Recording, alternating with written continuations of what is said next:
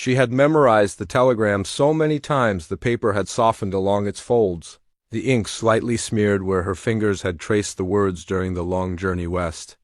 The address was for a town called Harlan Creek. The man's name was Thomas Briggs, and the date written at the bottom had been 3 weeks ago.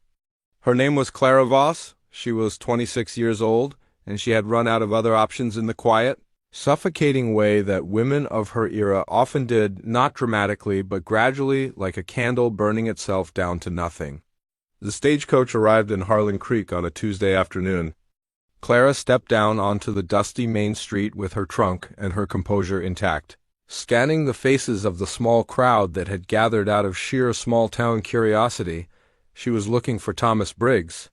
She found his neighbor instead, a heavy-set woman named Mrs. Thomas Briggs had died the previous morning. A horse had spooked on the ridge trail.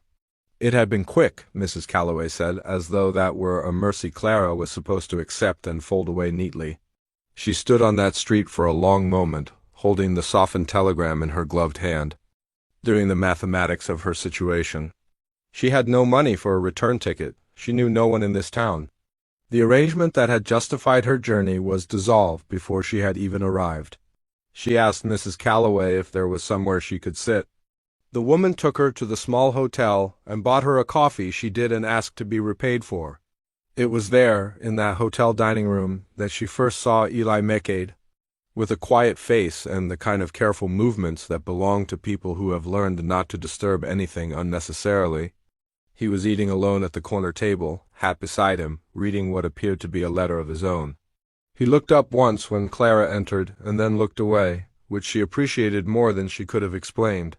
He came back the next morning and found her still there, nursing another coffee, her trunk visible through the window where she had no place to move it to. He sat 2 tables away and did not stare. After a while he said simply, "You're the woman who was supposed to marry Thomas Briggs." It wasn't cruel. It was just the truth of a small town. "I was," she said. "I'm sorry," he said, and meant it. His name was Eli McCade, and he ran a modest cattle operation 7 miles outside of town. He had known Thomas Briggs as a neighbor, not closely, but enough to raise his hat on the road. He had heard about the mail-order arrangement through the way everyone in Harlan Creek heard everything, without asking.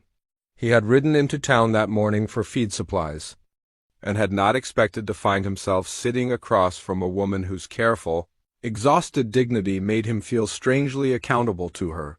He did not make her an offer that morning. He was not that kind of man, the impulsive, dramatic kind. Instead, he asked if she needed work while she figured out her situation, and said that his ranch was short a cook and he paid fairly. He said it plainly, the way you offer someone an umbrella in the rain without making it strange. She accepted because she was practical and because something about his plainness felt safe. She worked in his kitchen for 3 weeks before either of them said anything that mattered.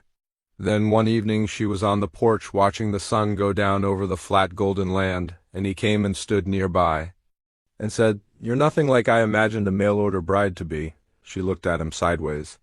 "You imagined one?" "No," he said, with the ghost of something that wasn't quite a smile. "But if I had?" She laughed, briefly and genuinely, and it surprised them both. The truth was that Eli had been lonely for years in a way that had nothing to do with lacking company. He had been lonely in the particular way of a person who stops believing that anyone will ever truly understand the specific shape of who they are. She understood the land, which she had never known before but took to with an earnest curiosity that moved him. She, in turn, discovered that arriving one day too late had not been a tragedy dressed as a tragedy. It had been something stranger and more honest, a door she hadn't known to look for, standing open in a place she hadn't planned to stop.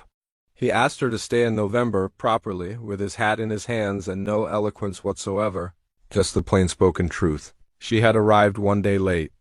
She had arrived, as it turned out, exactly when she was meant to.